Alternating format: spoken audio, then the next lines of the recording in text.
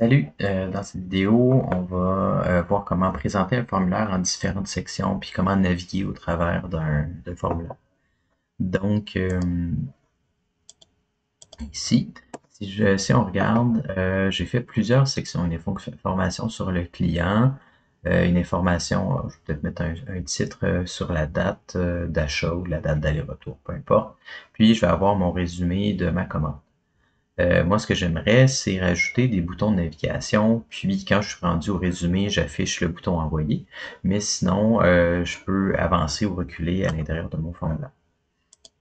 Donc, première des choses, je vais aller me chercher un autre sous-titre dans ma deuxième section. Voilà.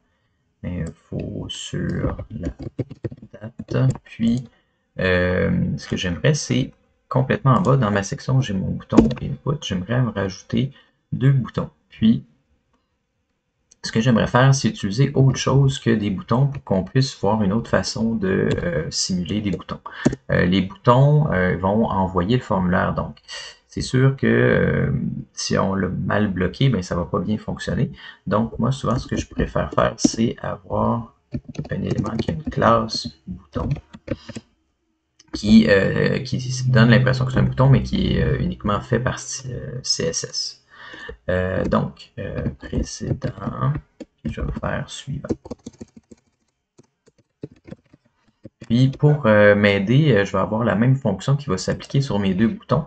Donc je vais mettre un attribut data direction est égal à -1 si je veux reculer, puis à 1 si je veux avancer. Vous remarquerez que ça va ressembler pas mal à la vidéo sur le carrousel d'images que j'ai présenté il y a quelques semaines. Donc, si je regarde ici sur ma page, ça va ressembler. Oh, j'aurais un peu de style à faire, mais ça va être pas pire. Ce que je pourrais faire aussi, c'est mettre une classe formF. Je pense que c'est ce que j'avais mis. Peut-être pas. Peu importe. Pour regrouper là, cette classe-là. De la même manière, j'ai ajouté ici direction, mais je vais vouloir laisser des traces dans toutes mes sections au travers desquelles j'aimerais naviguer. Donc, je vais mettre un attribut datapage 1, datapage 2, puis dans mon résumé, datapage 3. Donc, je vais passer de un à l'autre, puis je vais pouvoir avancer ou reculer jusqu'à la fin. On va commencer avec ça. Donc, première des choses, j'ai besoin dans mon JavaScript d'avoir une variable globale qui va me garder en mémoire où est-ce que je suis rendu dans mon formulaire. Donc, ça va pas être un const, mais ça va changer let index de section est égal, on va commencer à 1. Donc, le plus bas qu'on peut aller, c'est 1, puis après ça, je peux augmenter en fonction du nombre. En fait, j'aurais pu indexer à 0 comme dans les tableaux, qu'on garde la même chose. En fait, c'est ce que je vais faire. Ma première section va être 0, la section 1 et 2, pour qu'on garde la même logique que pour les arrays, comme ça, on se mêle. Donc, en fait, ça va commencer à 0, en fait. Puis, dans mes fonctions, je vais garder toutes mes fonctions par rapport aux événements, mais je vais tout de suite après, je vais faire une fonction qui va permettre de tout cacher. Cacher section. Donc, ça va cacher tout. Puis après ça, je vais avoir une fonction qui va me permettre d'afficher une section à la fois. Afficher section. Et on va lui passer l'index de la section qui nous intéresse. Et par exemple, si je veux afficher la section 0, je passe 0 en paramètre. Si je veux afficher la section 1, je vais mettre 1. Donc, pour ça, il faut que je les sélectionne, ces sections-là. Puis, dans ma section des sélections HTML, section HTML, c'est égal à formulaire.querySelectorAll.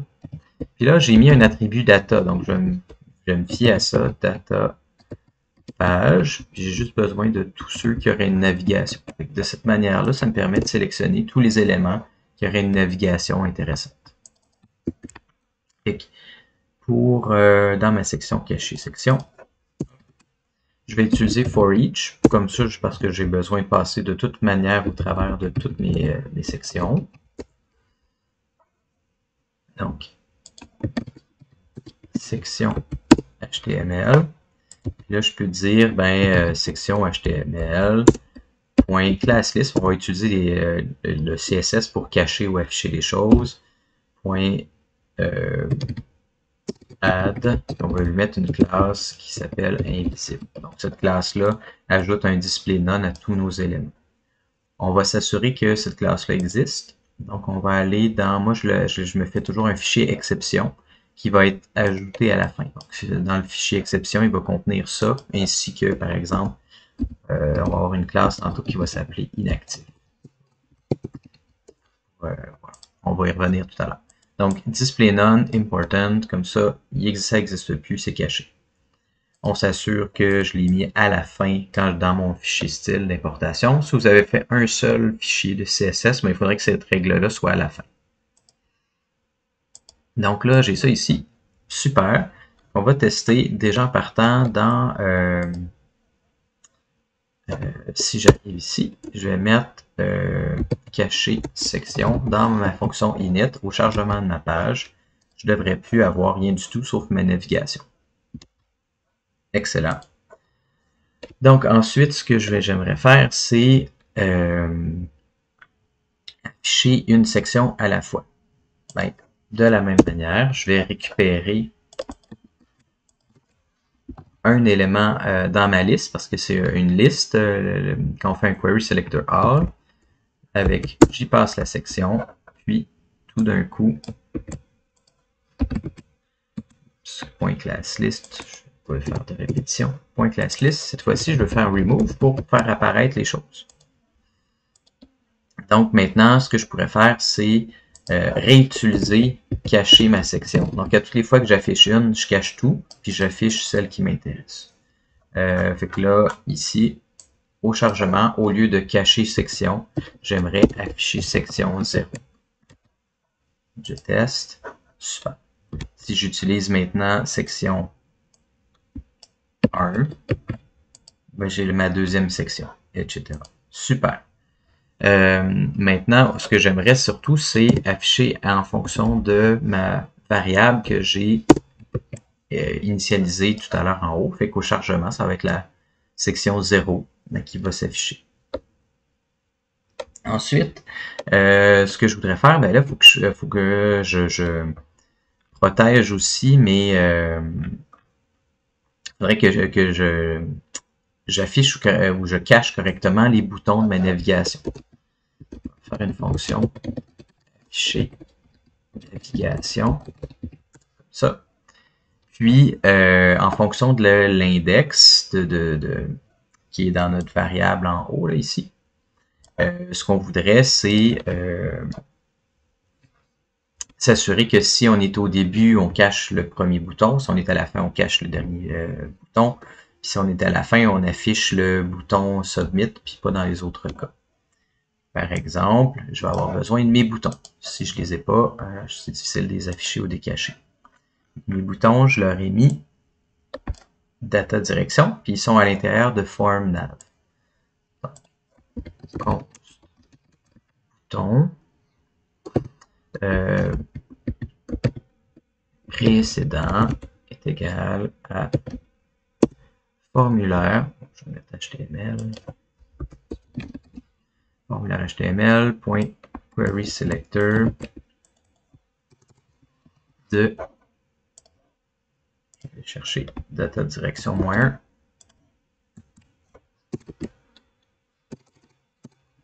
Faites attention avec les guillemets, il faut vraiment que ça soit différent, avec des crochets carrés. Hop, comme ça, et comme ça. Donc là, je vais chercher à l'intérieur mon bouton data direction -1. Si je voulais être plus précis, ça serait dans la navigation, .form nav, form nav ici.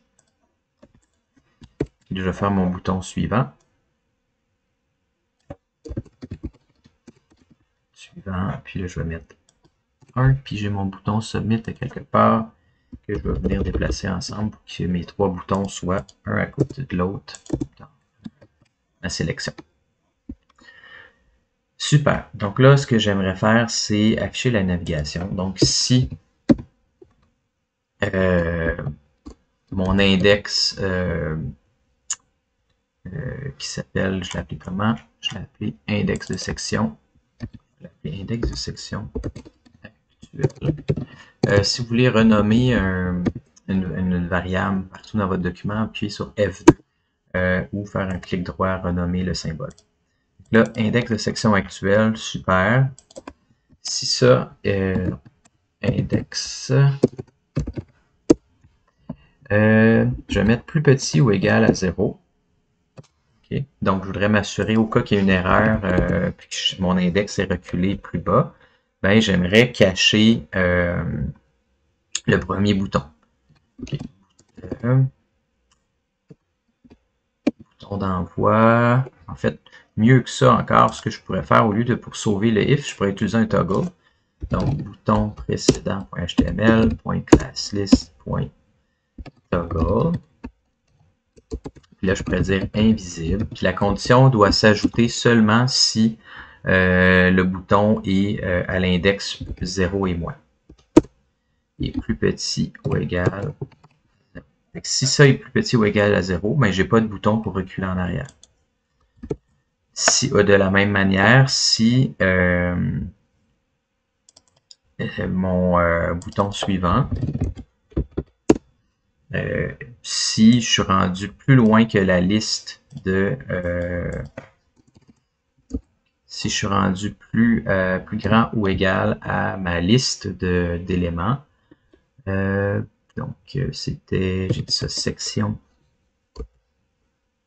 html.length moins 1, parce que moins 1, c'est le dernier élément de ma liste. Ben, à ce moment-là, je cache mon dernier bouton. Et mon bouton d'envoi, même chose, classlist.toggle invisible. Puis, à ce moment-là, lui, je veux l'afficher seulement si on est à la page, la dernière section. Donc, en fait, moi, ici, ça serait moins 2 parce que je veux plus, je veux pas à la dernière section, je voudrais pas que ça s'affiche. Puis, ici, en fait, est égal à l'égal. Si je veux absolument être à la dernière section pour l'afficher. Il n'est pas égal. Si je suis pas sur la dernière section, on l'affiche pas. Sinon, on cache. Sinon, ben, on enlève la classe invisible. Qu'est-ce que ça dit? Fait que là, j'ai pas appelé ma fonction. Donc, à toutes les fois que j'affiche une fonction, ben, tiens, je pourrais afficher la navigation aussi de la même manière. Cool. Donc là, je suis à la page 1, j'ai juste droit au bouton suivant. Si je teste dans mon init, je mets au panneau 1, j'ai mon bouton suivant. Qu'est-ce que j'ai fait? Invisible si c'est plus petit. Attendez 2 secondes. En fait, j'ai fait une petite erreur, c'est ici que je veux changer. Et ça reste pareil. Donc, si je veux que mon index, parce que je compare avec l'index, si je mets index 1, ici, là, je vais avoir, je peux reculer. Puis, si je mets 2, je vais avoir précédent envoyé. Donc, j'ai mis dans mon bouton suivant, il me manque une petite... c'est invisible si c'est plus petit, plus grand que ça. Puis ici, il n'y a pas de souci. Puis, si je reviens à mon panneau 1, j'ai mes 2 boutons. Reculer pour avancer. Puis si j'arrive à 0, je devrais juste pouvoir avancer. Et voilà. Donc, en fonction de ma navigation, mes boutons ils vont pouvoir s'afficher ou se cacher. Donc, on va rajouter un écouteur d'événements pour naviguer entre les boutons. Puis, donc, ici, ce que je vais faire, c'est bouton suivant.add event listener click. On va se faire une fonction naviguer.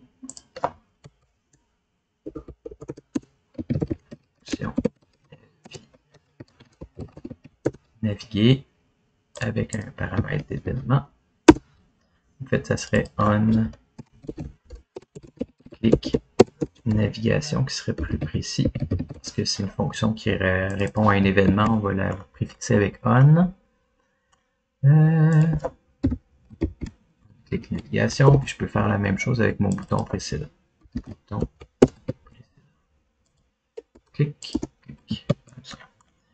Donc, maintenant ici, moi, ce que je voudrais vérifier, c'est je sais quel bouton sur lequel j'ai cliqué. Donc, le déclencheur de mon événement, c'est quoi? C'est événement.currentTarget. Ensuite, j'aimerais récupérer, moi, la direction. Donc, comment on récupère le dataset? Ici, j'ai mis une direction négative ou positive. Const direction est égal à mon bouton déclencheur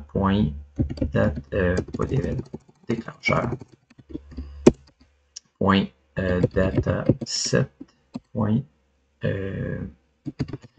direction. Fait que si je clique sur le premier bouton, ça va faire 1, l'autre ça va faire moins 1. On va tester ça. Je vais faire un console.log de direction. Si j'arrive ici, on voit que j'ai bien 1 qui s'affiche. Sauf que le dataset, c'est toujours une chaîne de caractères, donc on voudrait quand même convertir ça en nombre pour s'assurer que on puisse faire une addition ou correctement. Mon index de section actuelle plus égal la direction. Si c'est moins 1, ça va être plus moins 1, donc ça va reculer. Si c'est plus 1, ben voilà. Ce que j'aimerais faire ensuite, c'est afficher ma section. Donc, afficher section de index de section actuelle. Donc, je change l'index et je réaffiche la section correctement. Voilà. Maintenant, je peux avancer. Et voilà. Si on voulait mettre une protection supplémentaire, on pourrait s'assurer que notre index est toujours dans la même fourchette. Donc, ce que je pourrais dire, c'est index est égal à mat.min. Donc, retourne le plus bas des deux, donc lui-même ou la quantité d'éléments dans ma liste. Donc, section length.1.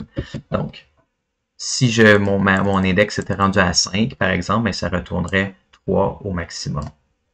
De la même façon, je pourrais dire mat.max entre lui-même ou 0. Donc, si je suis rendu à moins 1 parce que j'aurais fait une erreur, ben, je ne pourrais jamais aller en bas de 0. Fait que maintenant, je vais protéger mon index pour ne pas aller dans une fourchette qui serait pas où il n'y aurait rien à afficher.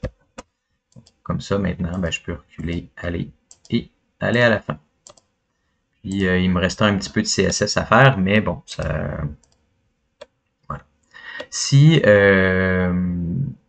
je vais arrêter la vidéo là, puis dans la vidéo suivante, je vais vous montrer une alternative. Au lieu de cacher puis afficher les boutons, je pourrais activer puis désactiver les boutons, même si c'est pas vraiment des boutons, par CSS.